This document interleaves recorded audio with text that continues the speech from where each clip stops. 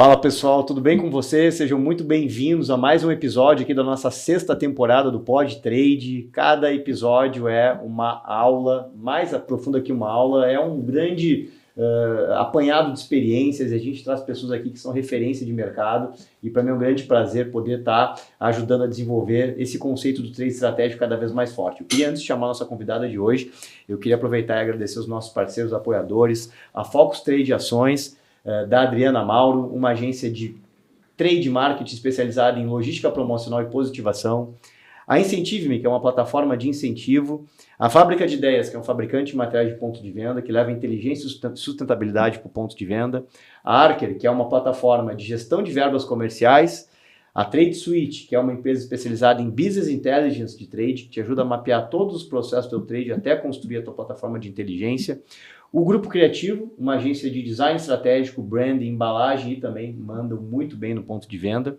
A VID, tivemos recentemente aqui a presença do Marco, que é um dos sócios, que é uma empresa de auditoria e monitoramento de ponto de venda.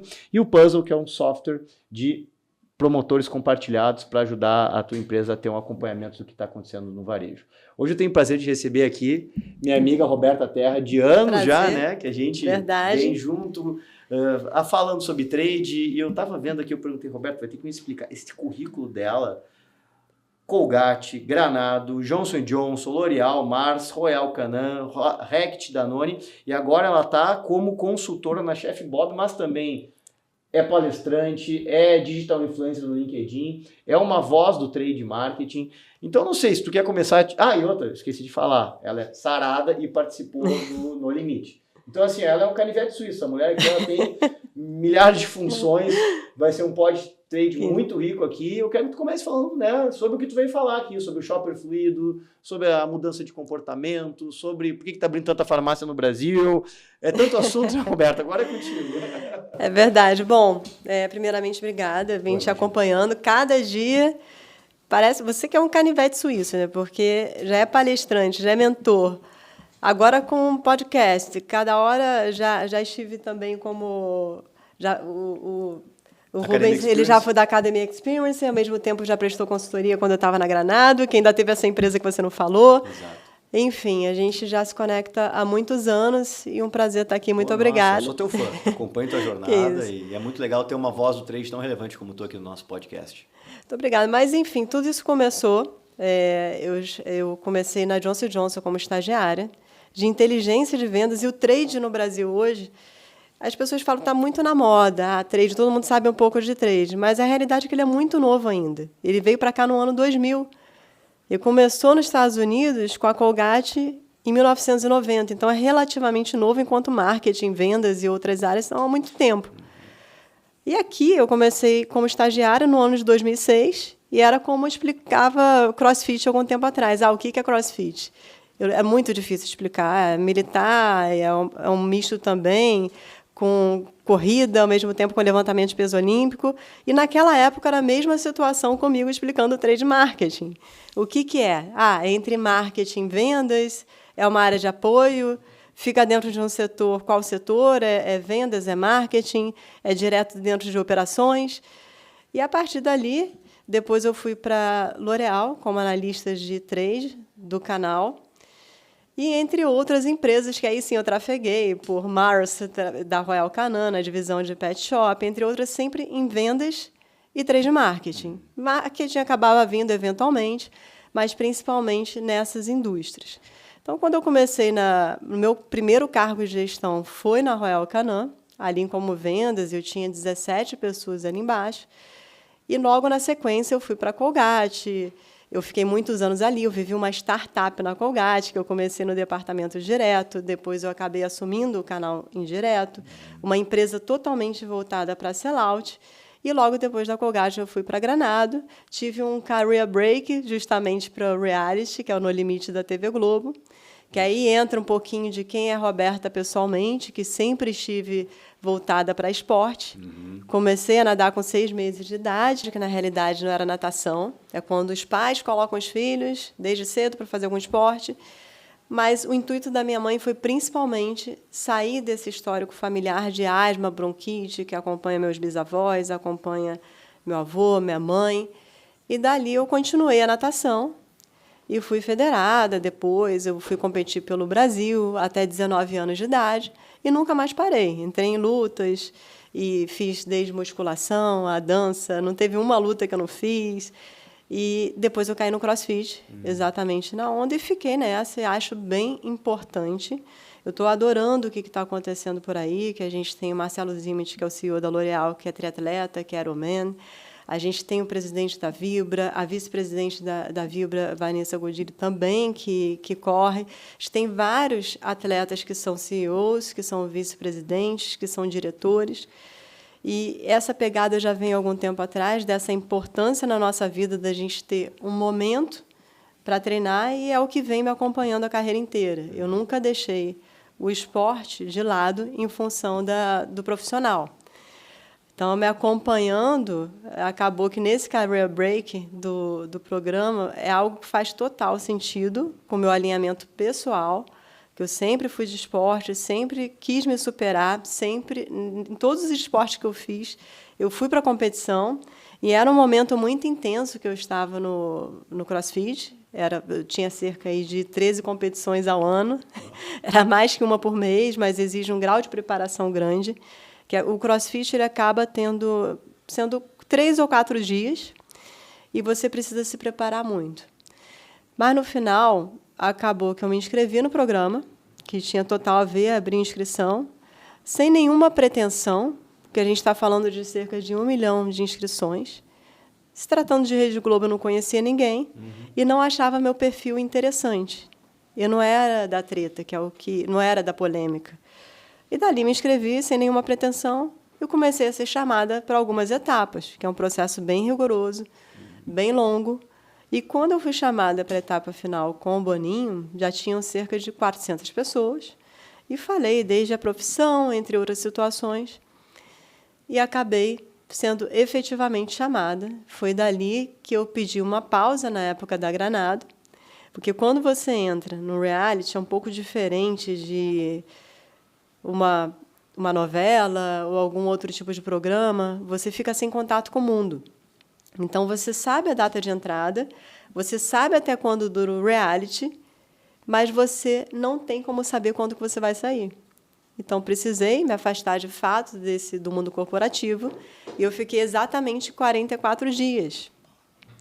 E a minha preocupação lá dentro ainda, porque quando você fica num ambiente ali, no meu caso, com 12 pessoas, todos os dias, durante muitos dias, com fome, sem comer, sem tomar banho, sem escovar o dente, e, ao mesmo tempo, gastando muita energia em um ambiente completamente inóspito, você perde a consciência, muitas das vezes, que tem ali 400 câmeras na sua cabeça. E você pode falar alguma coisa que pode te afetar aqui fora. Se você é um médico, você acaba falando de qualquer maneira, você acaba perdendo a credibilidade aqui fora. Eu, como profissional de vendas e trade, eu também poderia perder.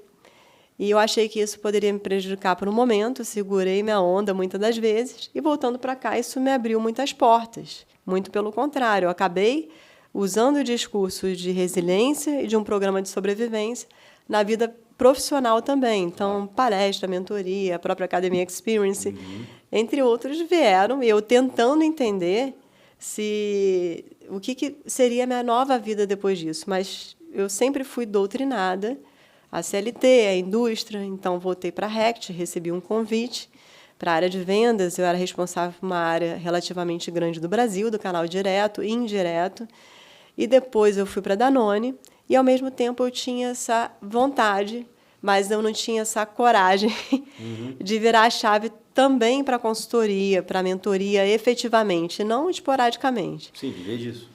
Então, quando eu fui para o mercado, por fim, que tinha tudo a ver comigo, que era saudabilidade, que era o braço de uma farmacêutica chamada Vitamedic, de vitaminas e suplemento, para desenvolver esse setor que cresce cerca de 12% ao ano, versus medicamento que cresce 4%, tirando o Ozempic da conta. E, nesse caso, sim, eu comecei a desenvolver suplementos desde os mais básicos, que vendiam mais, que é a proteína, creatina, entre outros, e também alguns inovadores, como o suplemento em jujuba, que é a Gami, estudando esse mercado. A partir dali, eu comecei a me reposicionar e entender que tudo que eu tive de conhecimento na área de trade, principalmente, que é uma área que precisa se sentir representada, eu poderia compartilhar. Então, todos os ensinamentos que eu tive pós-programa, que eu tive uma agência, e eu precisava, ao mesmo tempo, ganhar dinheiro com meus parceiros. Quando você vai para o reality, você assina uma procuração e alguém fica respondendo por você aqui fora. E quando eu voltei, eu tinha um contrato assinado com uma agência e algumas empresas que eu tinha um planner para fazer e, ao mesmo tempo, fazer vídeos de rotina com a minha cadela e coisas que eu não gostava muito de fazer, porque tinha horário para absolutamente tudo e descobri que eu não tenho a menor vocação para ser influencer de Insta. Por outro lado, eu poderia levar tudo que eu aprendi e me posicionei também para o LinkedIn e começar a falar a respeito de, talvez, situações até provocadoras que muitas das pessoas vivem hoje em dia, mas não têm muita coragem de falar. Então, esse meu posicionamento, que poderia ser polêmico, ao mesmo tempo respeitoso com outras pessoas e com outras empresas que eu já passei, eu poderia levar do Insta para o LinkedIn. Então, comecei a estudar, até que teve um texto que eu desenvolvi, aí sim falando do shopper líquido, que o título foi O Fim do Trade Marketing como Conhecemos? E ponto de interrogação. Aí eu comecei a falar que o que as indústrias estão fazendo hoje, porque não é possível que todo mundo continue monoestrutura, com pensamento fechado em canais, um time que cuida só de supermercados e cash and carry, e muitas das vezes separados, um time que cuida de farmácia apenas, e às vezes também ramifica entre independentes e redes da Abrafarma, um que cuida de e-commerce, outro que cuida do pequeno varejo, e às vezes ramificações. E a gente tem um shopper líquido, que transita entre os canais, que muitas das vezes, até o ponto de venda, ele vira um canal de mídia, ou seja, a pessoa vai lá para realizar a compra, mas é impactado pelo produto, vê o preço, e nisso que ele viu o preço, se não for produto emergencial, como um remédio que ele está precisando na hora, ele pode comparar via Amazon, via Mercado Livre, via algum outro e-commerce, mesmo de farmácia, e receber algumas horas depois, não necessariamente dias depois. E muitas das vezes, quando a gente está no trading, e ali a gente faz produtos para consumidores, a gente esquece que a gente também é consumidor, que a gente fica desse outro lado daqui, a gente estuda e esquece que a gente está ali. Quando a gente começa a se olhar como consumidor, a gente vê muitas das vezes que vai para uma Centauro, a gente testa a cor de tênis, e muitas das vezes não tem ali, a gente testa a pista de corrida que tem dentro dessa grande loja, olha no e-commerce, e algumas das vezes até indicado pelo próprio vendedor, não tem aqui, dá uma olhada no e-commerce, vê se você acha que entrega super rápido. Apoia o canal. E apoia o canal. Então, a gente precisa se enxergar mais como consumidor, mais como shopper, que a gente fica desse lado e esquece. Então, se o shopper ele é líquido, se ele é impactado no ponto de venda, muitas das vezes ele compra no e-commerce, se ele é impactado pelo feed do Insta, se ele é impactado pelo Google ou qualquer tipo de impacto que ele tenha, ele precisa ali, segundo o Kantar, hoje, cerca de 6 vezes ser impactado para realmente virar uma venda. Então, hoje está muito mais difícil. Então, a minha provocação nesse primeiro post foi: vamos parar de olhar em canais.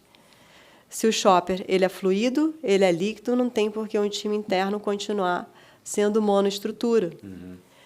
A partir dali que eu vi um super engajamento de pessoas se sentindo representadas, porque viram que tudo que eles estavam fazendo, a mesma fórmula de gôndola, o mesmo formato, não podia ser repetido com uma régua de 2010. A gente está em 2025, teve uma aceleração muito grande pós-pandemia, ainda mais com esse comportamento grande de e-commerce, e a provocação foi essa. Aí, a partir dali, eu comecei com outras provocações na área de trade, que ele é o tradutor de todo o caos corporativo, e muitas das vezes por uma revolta minha como profissional de trade. Por mais que eu tenha mais tempo... Sentir na pele, né? Sentir na pele. Tenho mais tempo em vendas, mas o trade ele precisa saber, porque ele precisa executar. Ele ajuda a vender. Então, quantas das vezes o comercial ele não negociou junto dos compradores e os produtos não estavam no ponto de venda, mas estavam no encarte. Isso aconteceu muitas vezes. Eu não vou falar com a empresa que eu estava exatamente. Uma dessas 5 aí. Uma dessas aí, grandes. Mas acontece com todas. Sim. Todas grandes têm esse problema. Algumas mais que outras, né? Ou não tem material. Então, o trade ele precisa conectar logística, precisa conectar fábrica. Muitas das vezes ele precisa estar conversando com o gerenciador do supermercado e ali ser tratado como promotor e defendendo também algum tipo de projeto para a presidência de uma grande companhia na parte da tarde. Então, de manhã ele está ali com jaleco de promotor, à tarde ele já está com terno. Então, esse é o trade, que ele acaba conectando várias áreas para conseguir fazer o trabalho dele. Então, por que não? Chama marketing, se não alinhar com trade, a estratégia não funciona. Chama vendas, que pode negociar sell-in, e se o trade não estiver preparado para realizar o sell-out, seja através de materiais, de campanhas e de mecânica, o produto morre ali na gôndola, ou no e-commerce, ou no estoque do distribuidor, o que quer que seja. Então, a ideia é levar o trade para o centro do negócio, e essa é a minha provocação principal, que é desde o centro da estratégia, o trade marketing fazer parte. Hoje tem poucas empresas no Brasil que têm diretoria de trade, geralmente está ligada à diretoria comercial de vendas, ou alguma vice-presidente, são raríssimas, eu posso contar no dedo quais são, nem a Coca-Cola tem. E, de fato, tem grandes empresas até que são referências nesse setor. E, quando leva o centro para o trade marketing ali definir, eu tenho grandes exemplos aqui, como a própria Balduco, por exemplo, que a gente tem o Eduardo Ábrita, que ele é diretor de trade, tem cerca de 1.500 promotores, e com execução impecável, belíssima, que é uma empresa que traciona muito bem. Entre outras, como a própria Colgate, que tem um diretor de retail marketing, que é o trade marketing, mas eles chamam de retail, entre outras grandes indústrias que fazem muita diferença, até em relação ao faturamento, o quanto que isso de fato aumentou. E, fora isso, eu tenho uma conexão grande também, que não vou falar só no ouvido das pessoas de trade, que as pessoas cansam, tem um certo limite, a respeito de movimentos do mercado, e por canais, farmas, supermercados, entre outros. E isso teve um engajamento muito grande, justamente por eu falar, mas sem desrespeitar ninguém, pelo contrário, por engrandecer, enobrecer o que cada canal, cada cliente faz. Então, exponho até quem são esses players, porque os dados são completamente públicos, não tem nenhum segredo.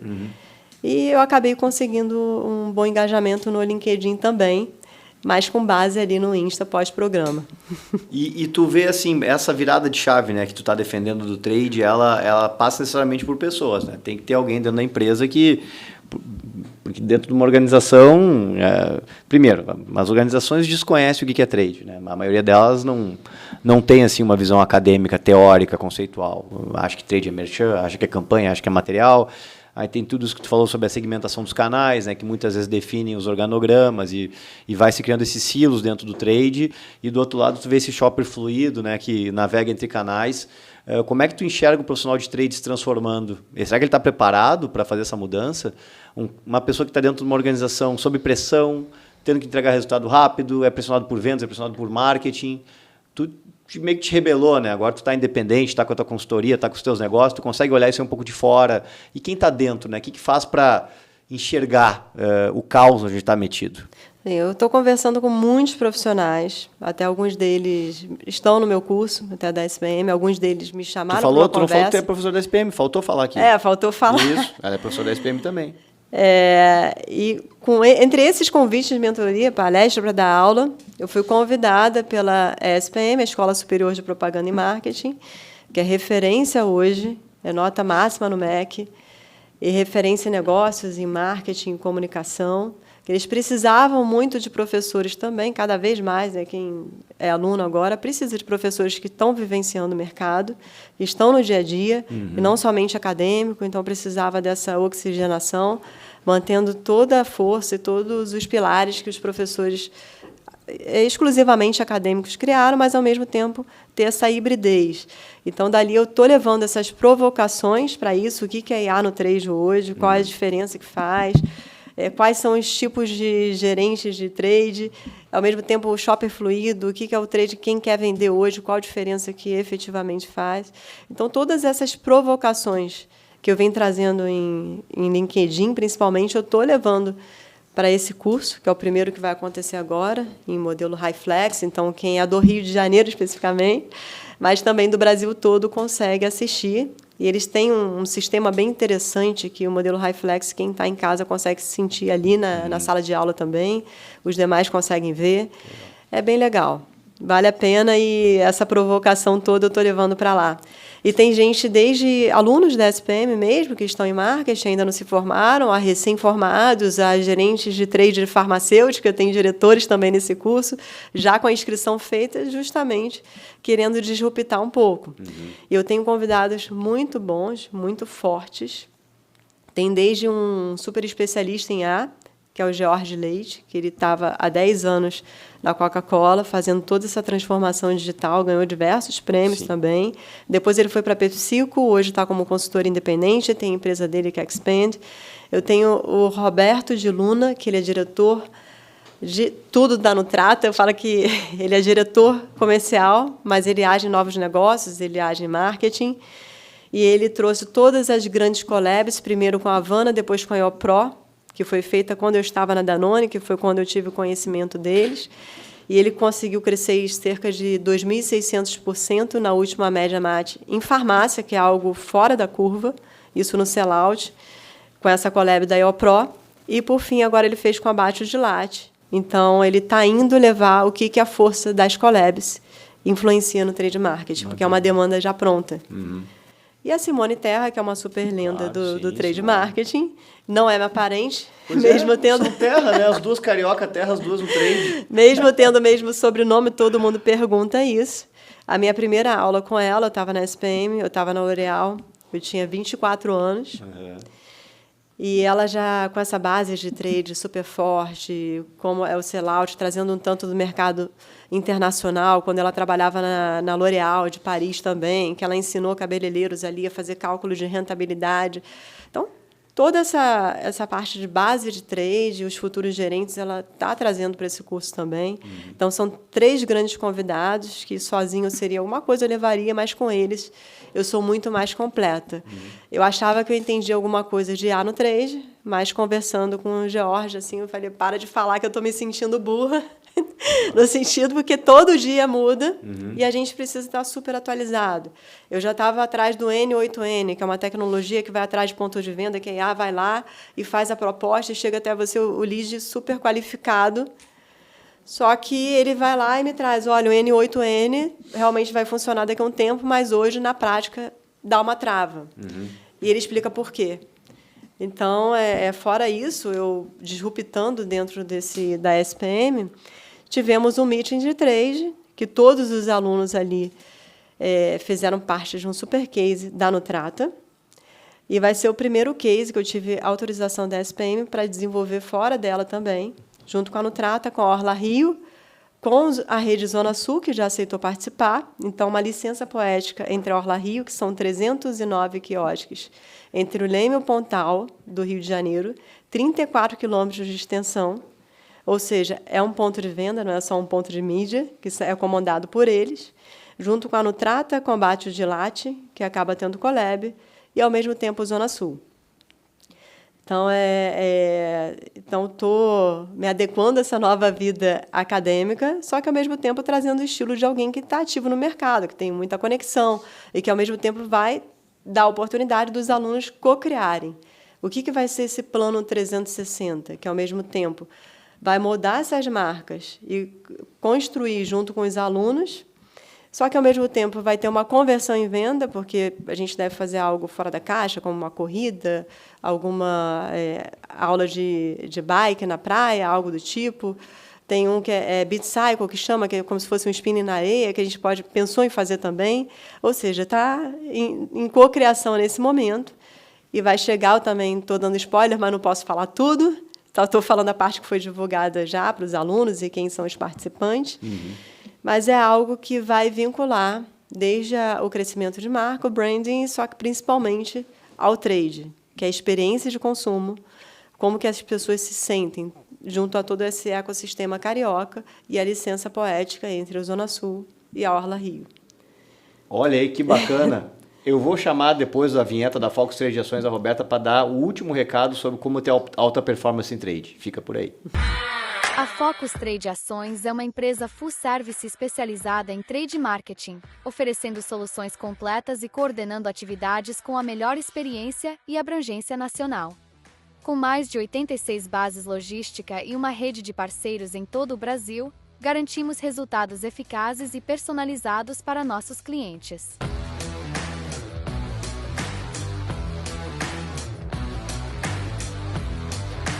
Oferecemos soluções personalizadas, otimizando operações e fortalecendo a presença de marca com ampla cobertura logística e execução eficiente.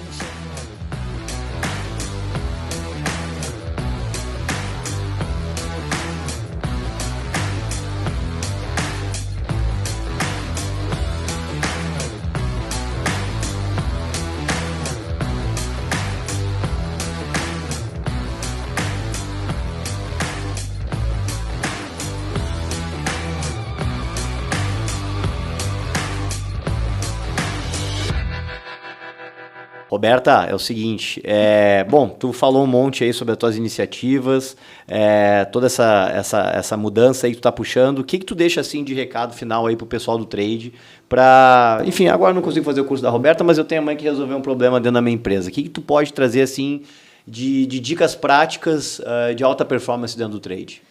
Primeiramente que o velho trade não morreu, embora...